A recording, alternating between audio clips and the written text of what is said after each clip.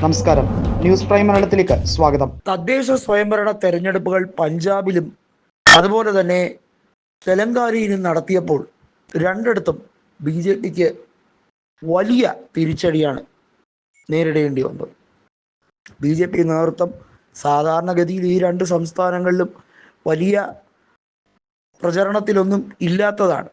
എന്നാൽ അവർ ലോക്സഭാ തെരഞ്ഞെടുപ്പിലും മറ്റും സമാനതകളില്ലാതെ വോട്ട് ഷെയർ വർദ്ധിപ്പിച്ചുകൊണ്ട് ചിലയിടത്തൊക്കെ വലിയ മുന്നേറ്റം നടത്താൻ സാധിക്കുന്നുണ്ട്.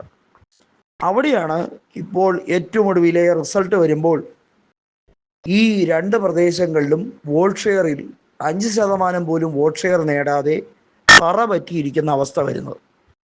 അതിനിടയിലാണ് തെരഞ്ഞെടുപ്പ് കമ്മീഷൻ്റെ ചില നടപടിക്രമങ്ങളെ എതിർക്കാൻ സുപ്രീം കോടതി വീണ്ടും തയ്യാറായത് എന്നുള്ളത് ഓർമ്മിപ്പിക്കുകയാണ്. നമുക്കറിയാമല്ലോ, സുപ്രീം കോടതിയുടെ നടപടിക്രമങ്ങൾ എന്ന് പറയുന്നത് വളരെ കോംപ്ലിക്കേറ്റഡ് ആയിട്ടുള്ളൊരു പ്രോസസ്സ് തന്നെയാണ്. ചില കാര്യങ്ങൾ ചീഫ് ജസ്റ്റിസ് തീരുമാനിക്കുന്നത് മാത്രമല്ല, ഡിവിഷൻ ബെഞ്ചും അതുപോലെ തന്നെ പാനൽ ഒക്കെ കൃത്യമായിട്ടുള്ള വിധി പ്രഖ്യാപിച്ച് പുറത്തു കൊണ്ടുവരുന്ന ഒരു സാഹചര്യം ഉണ്ട്.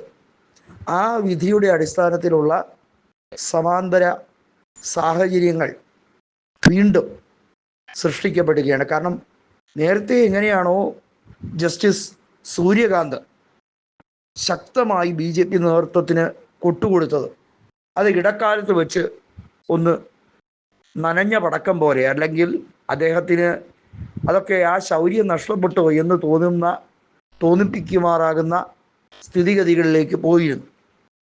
നേരത്തെ ഡൽഹി ഹൈക്കോടതിയുടെ നടപടിക്രമങ്ങളും ഡൽഹി ഹൈക്കോടതിയിലെ അവിടുത്തെ ജസ്റ്റിസുമാർ പലരും അഴിമതി കേസിൽ കുടുങ്ങുന്നതുമായി ബന്ധപ്പെട്ട ആരോപണങ്ങൾ, അത് ജുഡീഷ്യറി അല്ലാതെ തന്നെ വേട്ടയാടപ്പെട്ട സംഭവ വികാസമായിരുന്നു.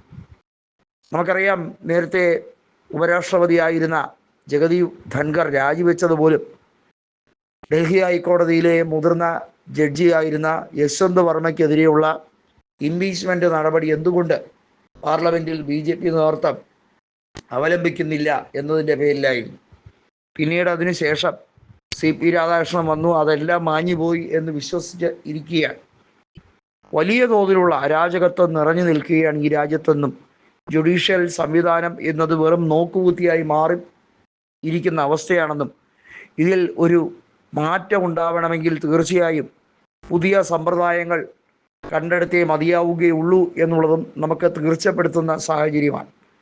ഇപ്പോഴത്തെ ഏറ്റവും ഒടുവിലത്തെ അവസ്ഥ എന്ന് പറയുന്നത്, സുപ്രീം കോടതി ജഡ്ജിമാർ എടുക്കുന്ന നിലപാടുകളെ സംബന്ധിക്കുന്ന കാര്യത്തിൽ അവർ അക്കൗണ്ടബിൾ ആയിരിക്കണം.